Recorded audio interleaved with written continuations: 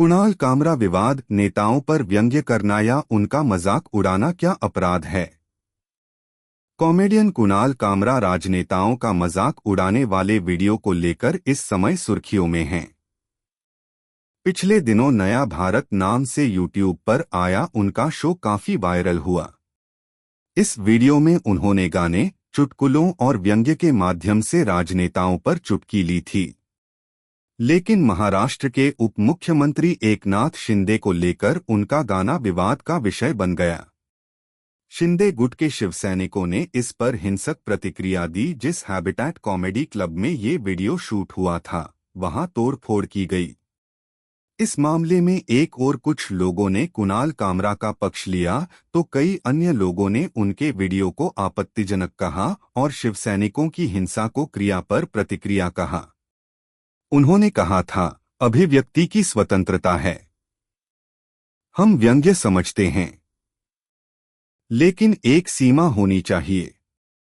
यह किसी के खिलाफ बोलने की सुपारी लेने जैसा है।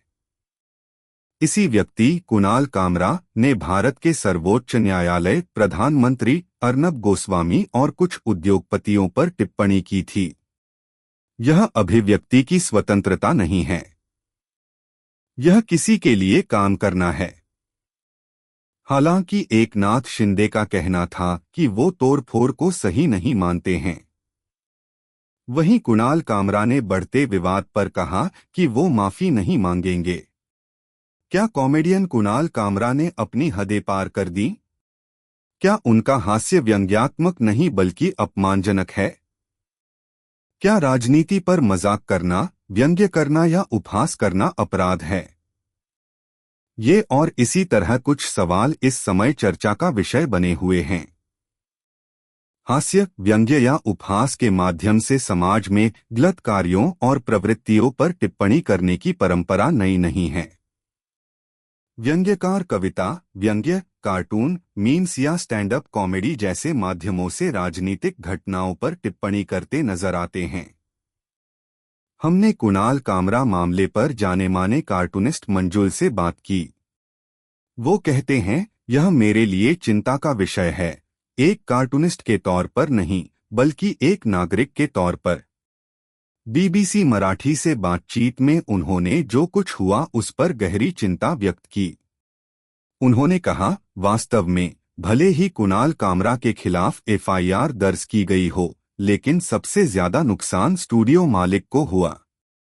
कार्टूनिस्ट आलोक भी स्टूडियो को तोड़ने की घटना की निंदा करते हैं। वो कहते हैं, आप कुछ कहते हैं और दूसरा व्यक्ति उस पर हिंसक प्रतिक्रिया करता है। यह बहुत गंभीर बात है।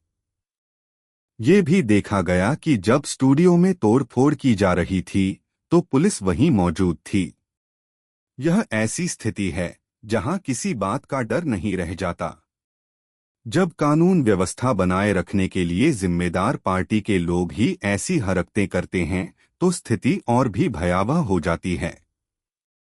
हालांकि उन्होंने इस बात पर जोर दिया कि मौजूदा अराजक स्थिति में कुणाल कामरा का हास्य भी अराजक है।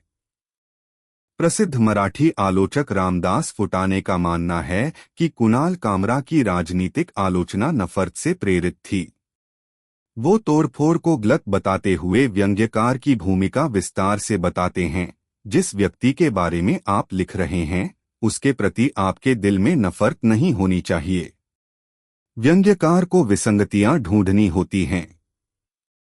उसे सही विसंगति को पहचानने में सक्षम होना चाहिए।